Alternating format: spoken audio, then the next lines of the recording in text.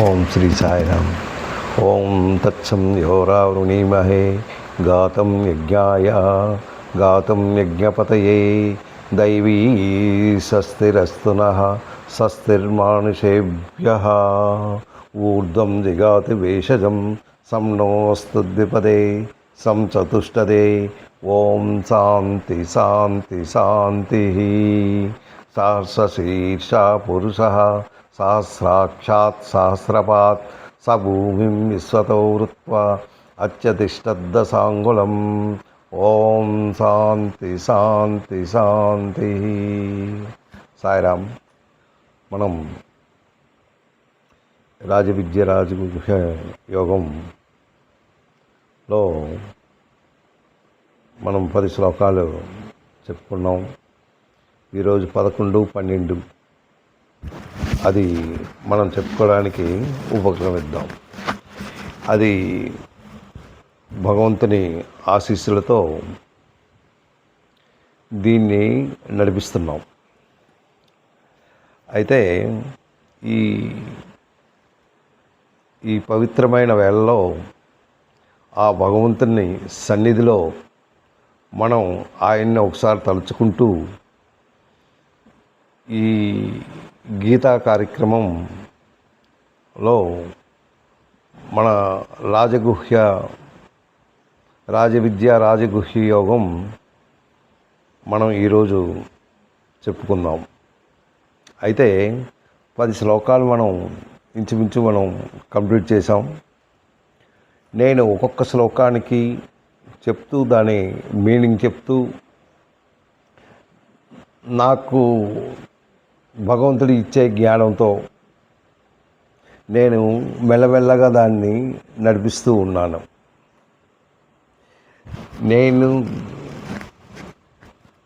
నాకు దాని మీద పెద్ద అవగాహన కానీ ఆ తదుపరి నాకు భగవంతుడిచ్చే జ్ఞానం కానీ అతి తక్కువ జ్ఞానంతో నాకు వచ్చే రీతిలో నేను చెప్తూ ఏవైనా తప్పులుంటే మాత్రం నన్ను క్షమించి మీరు కూడా దీనికి నాకు సహకరిస్తారని నేను మీకు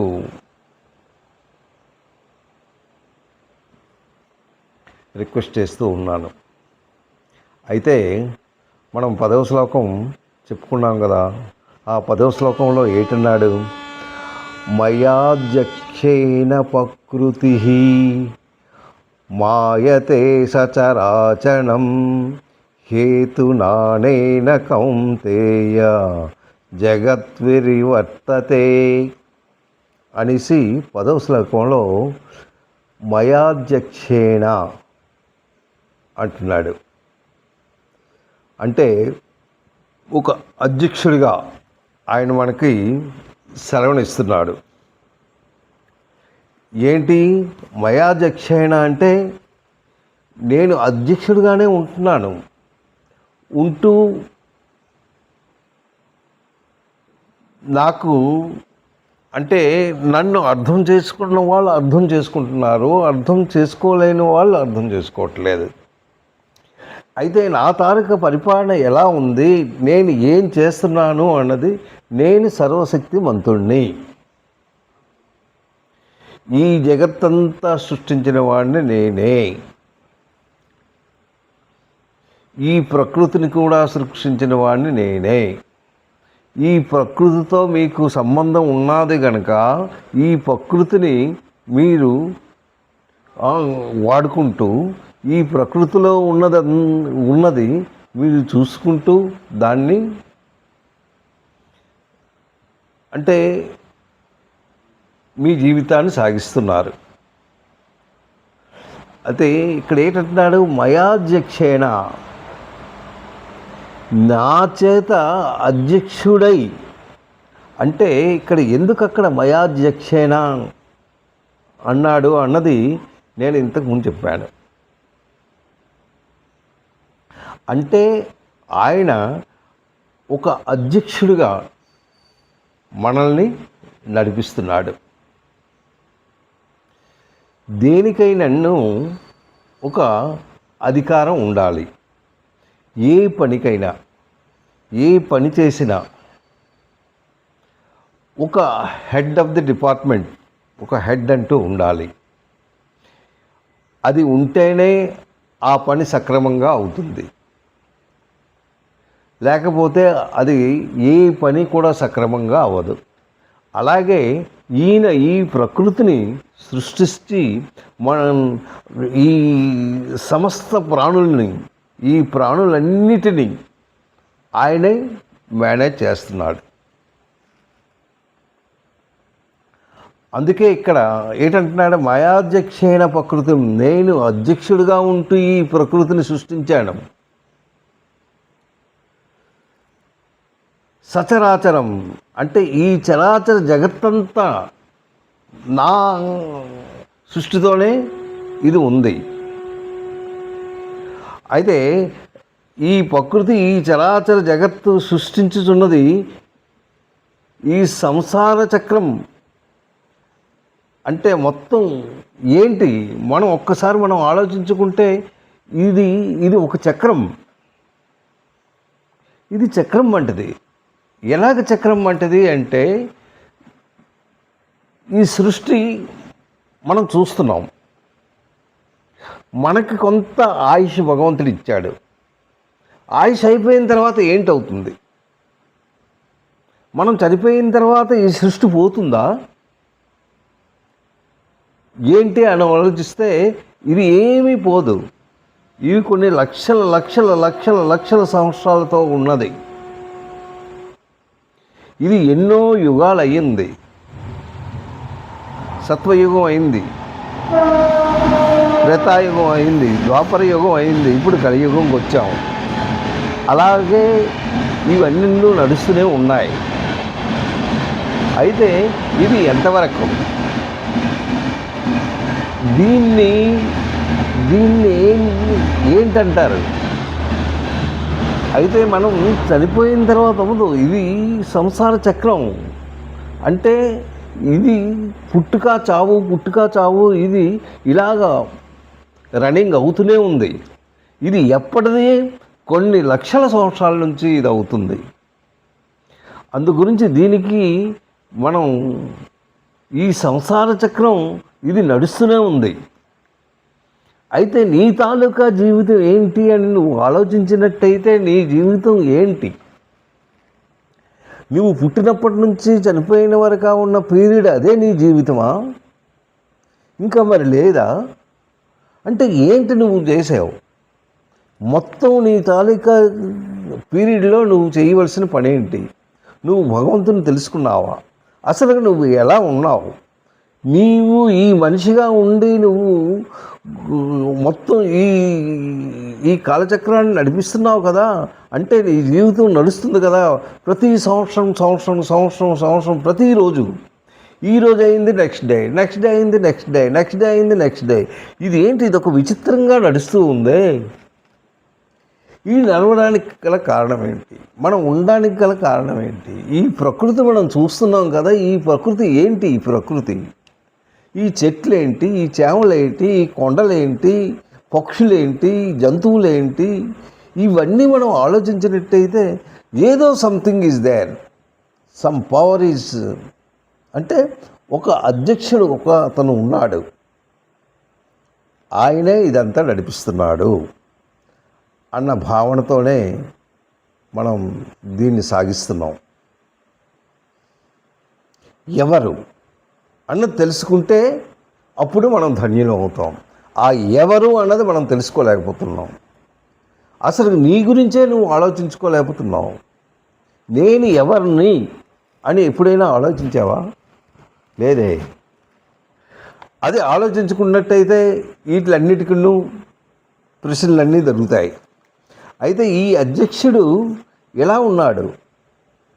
ప్రతి పనికి ఒక అధ్యక్షుడు ఉండాలి కదా. అలాగే ఒక అధ్యక్షుడు అన్నవాడు మనకి ఎవరో ఒకరు ఈ జగత్తుని చిత్రంగా ఉంది. ఎందుకు ఈ చిత్రంగా ఉంది? ఏంటి చావు ఏంటి, పుట్టుక ఏంటి, ఈ మనుషులు ఏంటి, ఇవన్నీ ఇది విచిత్రంగా లేదు. ఉన్నదే. కానీ దీనికి ఒక అధ్యక్షుడు ఉన్నాడు. ఇది ఇలా రన్నింగ్ అవుతూనే ఉంది. అయితే నువ్వు ఎన్ని జన్మలు ఎత్తావో అది నీకు తెలియదు, కానీ ఆడికి తెలుసు, భగవంతుడికి తెలుసు. ఇది ఈ శ్లోకంలో చెప్పాడు. అయితే మనం 11వ శ్లోకంలో భగవంతుడు ఇంకేం చెప్పాడో ఈరోజు మనం తెలుసుకుందాం. ఏంటంటాడు? అవజానంతి. చూడండి, అవజానంతి. ఇంతవరకు ఆ భగవంతుడు ఎలా చెప్పాడు అంటే, నేను సృష్టిస్తున్నాను, ఆయన తాలూకా శక్తి అంతటినీ మనకి ఎంతవరకే చెప్పాడు. నా శక్తిది అంటే నేను ఇవన్నీ సృష్టించాను, నా తాలూకా శక్తి ఇలా ఉంది, నేనే సర్వజ్ఞుణ్ణి, నేనే సర్వంతర్యామి, నేనే అని శ్లోకాల్లో ఒక్కొక్క శ్లోకం చెప్తూ ఇంతవరకు వస్తూ, నేను ఏదైతే చెప్తున్నానో అది మీరు కొద్దిగా వినండి. అంటే నేను ఎందుకు, అసలుకి నేను రావడానికి కారణం ఏంటి, అసలు నేను మానవ జన్మలో రావడానికి కారణం ఏంటి? యదా యదా హి ధర్మస్య జ్ఞానిర్భావతి భారతి అనేసి అంటున్నాడు కదా. ఎలా ఉన్నది ఇదంతా? ధర్మ సంస్థాపనార్థాయ సంభవామి యుగే యుగే అనేసి ఆ తర్వాత శ్లోకంలో చెప్పాడు కదా. అంటే ఈ సృష్టించాడు, మనుషుల్ని విడిచిపెట్టాడు. ఇందులో ఎలాంటి వాళ్ళు ఉన్నారు మీ గురించే నేను ఇది పెట్టాను. అయితే నేను మిమ్మల్ని మార్చడానికే ఒక మానవ జన్మ ఎత్తుతూ మిమ్మల్ని ఎన్నో విధాలుగా నేను మార్చడానికి ప్రయత్నిస్తూ ఉన్నాను, కానీ మీలో ఏం మార్పు రావట్లేదు. అయితే ఇంతవరకు భగవంతుడు ఈ విధంగా చెప్పాడు. ఇప్పుడు భగవంతుడు ఎలా చెప్తున్నాడు అంటే, కొందరు ఈ మీలో ఉన్న కొందరు అంటే ఎలాంటి స్వభావం గలవారు అంటే ఈ గుణాతీతులు. ఈ గుణాలు ఎవరికెవరు ఉన్నాయో ఇవన్నీ ఇంతకు ముందు శ్లోకాల్లో మనకి చెప్పాడు. సత్వగుణం, రజోగుణం, తమోగుణం, ఆ గుణం వాళ్ళు ఎలా ప్రవర్తిస్తున్నారు ఏంటి అనేసి మనకు చెప్పుకొని వచ్చాడు కదా. ఇంకా ఈ తమో గుణంలో ఉన్నవారు ఇంకా ఏ విధంగా ఉన్నారు అనేసి ఈ శ్లోకంలో చెప్తున్నాడు. అది అందు గురించి అవజానం. అయితే వాళ్ళ గుణం ఇలా ఉంది, కానీ వాళ్ళు చెప్పే విషయాలు ఎలాగున్నాయంటే, నేను ఇంత శక్తివంతుణ్ణి, నేను ఇన్ని విధాల చెప్పాను, ఈ విధంగా నడుచుకోమని చెప్తున్నాను, వాళ్ళు ఆ విధంగా నడవడం లేదు, అది విడిచిపెట్టేయండి. కానీ నన్ను తక్కువగా అంచనా వేస్తున్నారే, చాలా తక్కువగా నీచంగా మాట్లాడుతున్నారే అన్న భావనతో ఈ శ్లోకాన్ని మనకు అందించాడు. అవజానంతి అంటున్నాడు. అవజానంతి అంటే నన్ను చాలా హీనంగా చూస్తున్నారు, కొందరు చాలా తక్కువగా చూస్తున్నారు, కానీ నేను ఎవరినో వాళ్ళకి అర్థం కావట్లేదు. నేను ఈ సృష్టించిన వాడిని నేనే, మొత్తం గ్రహాలను సృష్టించిన వాడిని నేనే కానీ లేకపోతే నీకు రాత్రి అవ్వదు, పగలవ్వదు, ఈ గ్రహాలు అవ్వదు, సూర్యుడు రాడు, చంద్రుడు రాడు, మొత్తం ఇదంతా లయమైపోతుంది. సృష్టికర్త లయకర్త రెండూ నేనే కదా. ఇలాంటి వాడిని నేను అనేసి నేను చెప్తున్నా ఎవరు వినటం లేదా అంటే, కృష్ణావతారంలో చెప్తూనే ఉన్నాడు. ఆ కృష్ణావతారంలో ఎవరికి, కౌరవులకి ఎంత చెప్పాడో ఎవ్వరూ వినటం లేదు. అది వినటం లేదు కదా, లేనిపోని మాటలు కూడా అంటున్నారు. అది కదా అవజానంతి మాం మూఢా. మూఢులు అంటే తెలివి తక్కువ వాళ్ళు, మూఢులు అంటే. ఆ తర్వాత మానుషం తనుమాశ్రితం. మానుష్యం అంటే నేను దేని గురించి నేను ఇక్కడికి వచ్చాను, నేను అసలు అవతారం, నేను మనిషి రూపంలో ఉండడానికి నాకు కారణం ఏంటి? మీ గురించే నేను వచ్చాను, మీకు లోక కళ్యాణం గురించి నేను వచ్చాను. నేను మానవ రూపంలో ఉన్నాను, నాకు ఏమీ అవసరం లేదు, నేను అలాగనే ఉన్నాను, కానీ మీరు మారడానికి నేను ఈ జన్మనెత్తాను అనేసి అన్నా ఎవరు వినటం లేదే, ఎవరు నమ్మటం లేదే. లోక కళ్యాణం గురించి వచ్చాను, తాను ఆశ్రితం. ఎలాగొచ్చాడు? తను మనిషి అంటే మానవ శరీరంలో వచ్చాడు. మానుషం తాను ఆశ్రితం అన్నాడు. తర్వాత పరమభావం అజానంతో. అజానంతో అంటే జస్ట్ యు లెర్న్ ఇట్, మీరు తెలుసుకోండి, you must know who am I. కానీ అది కూడా లేదే. అజానంతో పరమభావము అంటే నేను ఎలా వచ్చాను, నా తాలూకా శక్తి ఏంటి, just you should understand who am I. కానీ అది కూడా లేదే. నేను దేని గురించి వచ్చానంటే లోక కళ్యాణం గురించి వచ్చాను, మీరు ఈ విధంగా నడుచుకోమని నేను చెప్తున్నాను. నా మాటలు అస్సలు మీరు పెడచెవిని పెడుతున్నారే. ఎందుకు పెడచెవిని చెబుతున్నారో మీకు అసలు భావన ఉన్నది.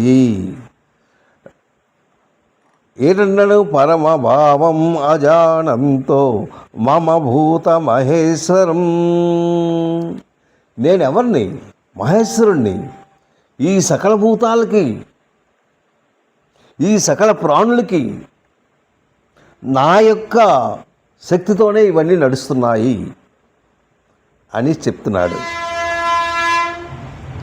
ఎవరైతే నా భావాన్ని ఎవరికైతే తెలియదో ఆ తెలియని మనుషులు ఎలా ఉంటారో అది కూడా ఆయన మనకి అందిస్తున్నాడు అనమాట.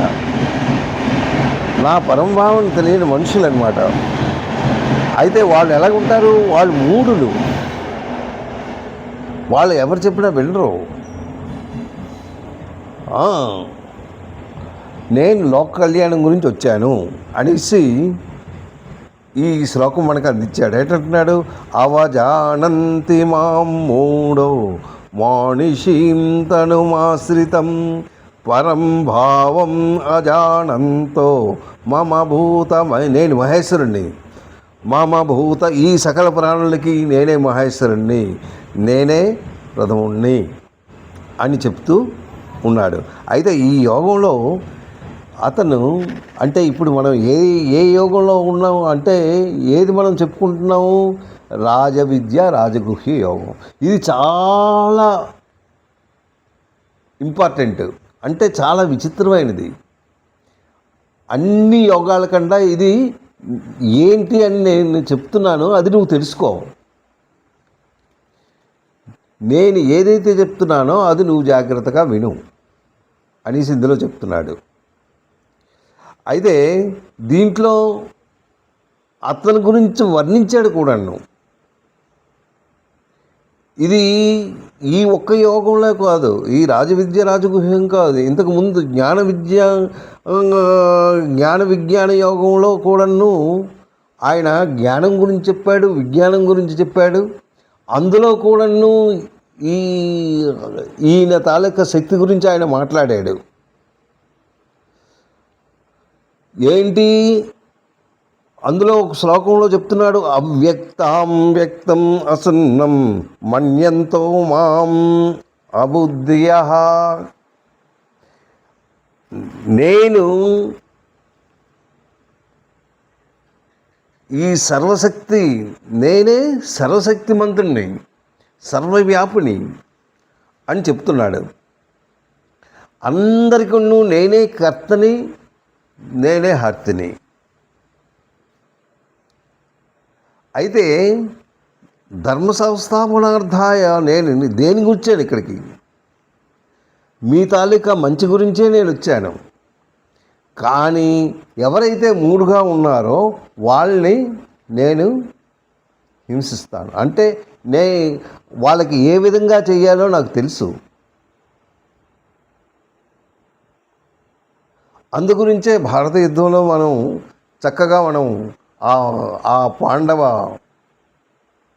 ఏది మహాభారత యుద్ధంలో, ఆ యుద్ధంలో కృష్ణుడు ఎన్ని విధాలుగా బోధించాడో అవి మనం ఒక్కసారి అర్థం చేసుకుంటే మనకి అర్థమవుతుంది. అయితే ఇక్కడ ద్రౌపది వస్త్రావరణం జరిగింది.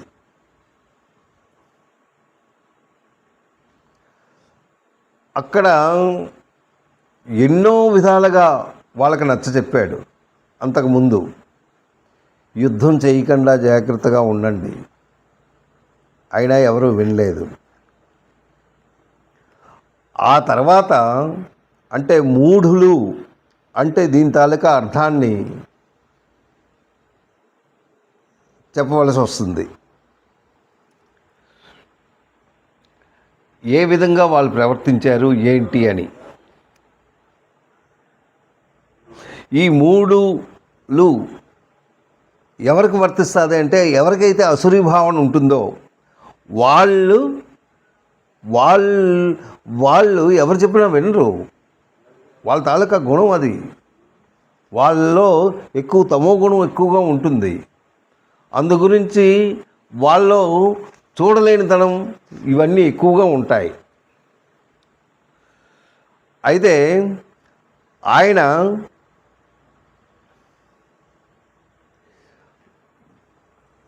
భగవంతుడు ఎన్నో విధాల కృష్ణావతారంలో చాలా మట్టుగా ఎన్నో విధాలు చెప్పాడు. శిశుపాలుడు ఉన్నాడు. శిశుపాలుడికి చెప్పిన విధంగా అన్నీ చెప్పాడు. ఆయన ఇంకా మారే వ్యవధి లేదు. అందు గురించి ఆయన్ని చంపడం జరిగింది. అలాగే ఈ మహాభారతంలో తీసుకున్నట్టయితే విదురుడు చాలా చక్కని మంచి విద్వాంసుడు. ఆయనకి తెలియదంటూ ఏం లేదు. అందుకే ఆయన అంటే చాలా ఇష్టం అందరికీ. అయితే ఈయన ధృతరాష్ట్రుడు ఆయనకి చాలా తక్కువగా పడుకుండేవాడు. నిద్ర ఎక్కువగా పట్టేది కాదు. దానివల్ల ఆయన విదురుడికి పిలిపించి బోధలు చేయమనేవాడు. అయితే ఆయన వచ్చి ఆయనకి ఏ విధాలు చెప్పాలో ఎన్ని విధాలు చెప్పాలో అన్ని నీతులు చెప్పాడు. చెప్పినా ఆయనకి ఆయన చెప్పినప్పుడే బాగుంది అనిపించింది. అది అయిపోయిన తర్వాత మరి లేదు. ఇంకా దాని గురించి ఇంకా ఆలోచనే లేదు. అలా అన్నమాట. అది ఎప్పుడైతే ఉంటుందో అప్పుడు బాగానే ఉంటుంది. అది పోయింది అంటే ఇంకంతే. అయితే ఇందులో చెప్పేది ఏంటంటే, ధృతరాష్ట్రుడు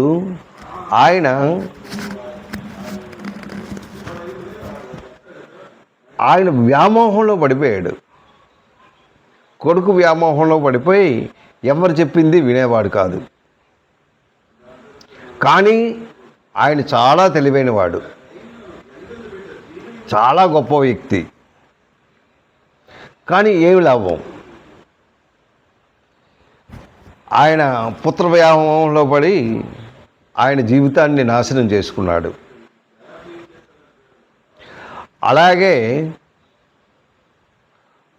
ఆయన కృష్ణ భగవానుడు శక్తిని చూపిస్తాను, పోను అప్పటికైనా ఆయన మారుతాడేమో అని కృష్ణ భగవానుడు తన నిజ రూపాన్ని తన కళ్ళకు ఏది ఇతను గుడ్డివాడు కనుక తనకు కళ్ళు ఇస్తూ నా తాలూకా స్వరూపాన్ని చూడు అని చూపించాడు.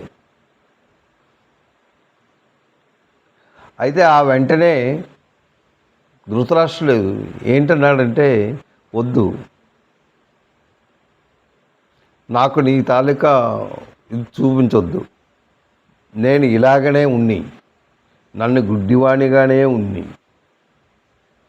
ఎందుకు అంటే నా భావన ఆయన అర్థం చేసుకున్నాడు. కానీ వ్యామోహం మాయలో ఉన్నాడు. అందు గురించి ఆయనకి అంతా చీకటిగానే కనబడుతుంది. అలాంటిదన్నమాట. ఈ రాయబారంలో ధృతరాష్ట్రుడికి ఎన్ని విధాలు చెప్పాలో అన్ని విధాలు కూడా చెప్పాడు కృష్ణుడు. కానీ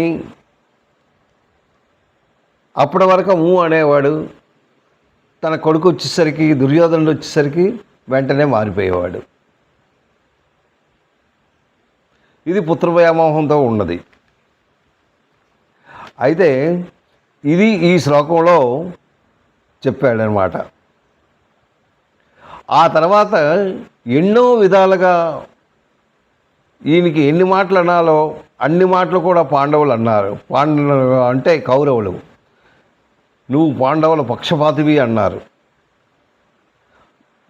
అవన్నీ నువ్వు వింటూనే ఉన్నాడు, కానీ ఏమీ చేయలేదు. అయితే ఈ శ్లోకంలో చెప్పింది ఏంటంటే, భగవంతుడు ఈ శ్లోకాన్ని చెప్తూ కొందరు మూఢులు ఉన్నారు, వాళ్ళు ఎవరు చెప్పింది వినరు, వాళ్ళు అసురుభావనతోనే ఉన్నారు, నన్ను ఎన్ని విధాల అనరాని మాటలు అన్నారు, అయినా నేను ఏమీ పట్టించుకోలేదు అన్న భావనతో, ఈ అసురీ భావన ఎవరికైతే ఉంటుందో వాళ్ళ తాలూకా లక్షణాల గురించి భగవంతుడు మనకి ఇది అందించాడనమాట. నెక్స్ట్ ఇది 11వ శ్లోకం. 12వ శ్లోకంలో ఏంటి చెప్పాడు?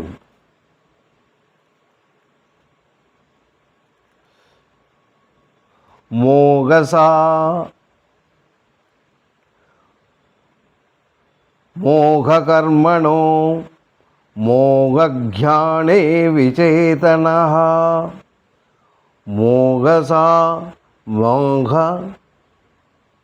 మోఘకర్మణే, ఆ తర్వాత మోఘజ్ఞానే విచేతనః.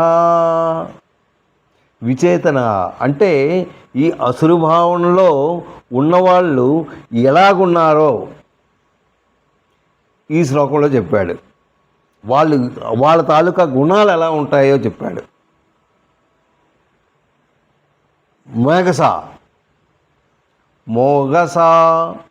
మోఘకర్మణో మోఘజ్ఞాన విచేతనః రాక్షసీం అసూరీం తయేవ ప్రకృతిం మోహనీం శ్రితః.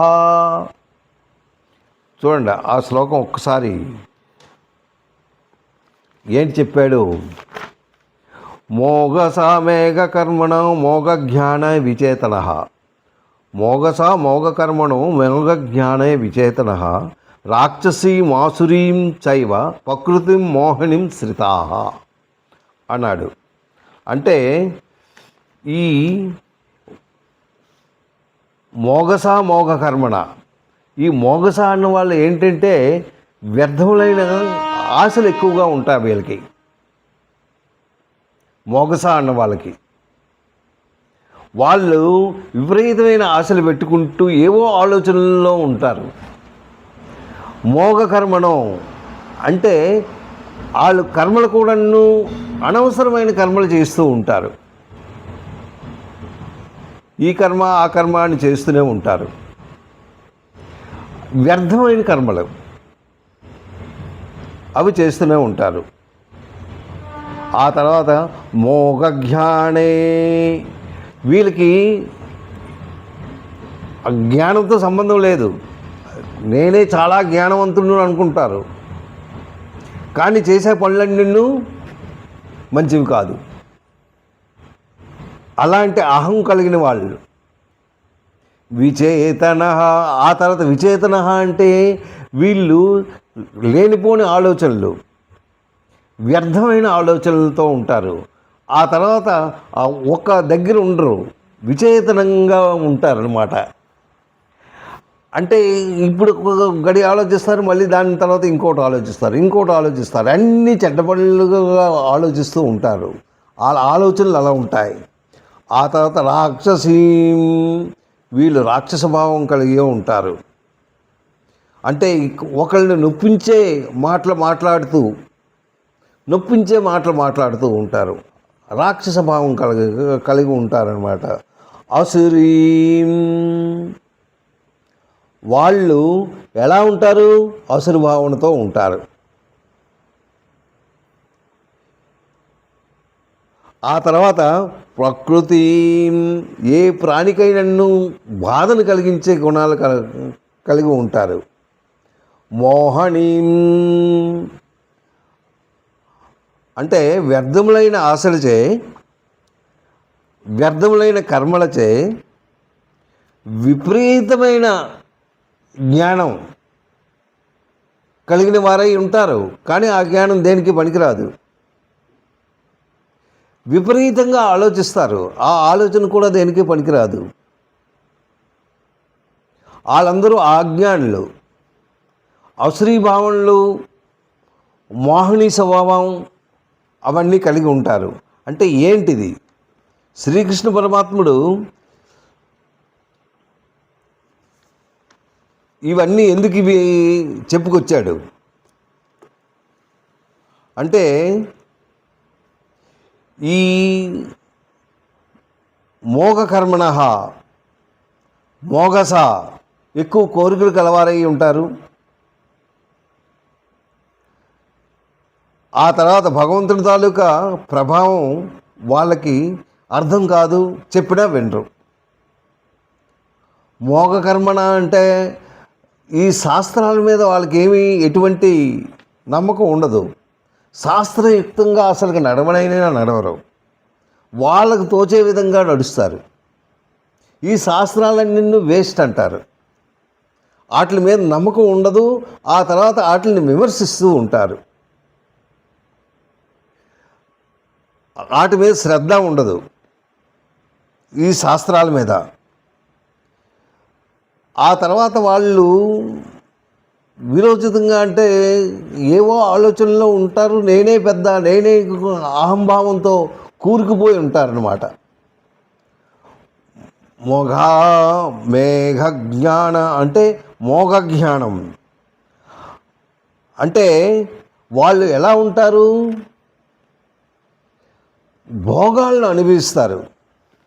ఆ భోగాలను అనుభవిస్తూ ఈ భోగాలే నాకు శాశ్వతం, ఇందులోనే ఆనందం ఉంది, ఇంకా దేంట్లో ఆనందం లేదు, నాకు ఆ భోగాలే కావాలి అనేసి లేనిపోని తప్పుడు వ్యవహారాలు చేస్తుంటూ ఆ భోగాలకు లోనై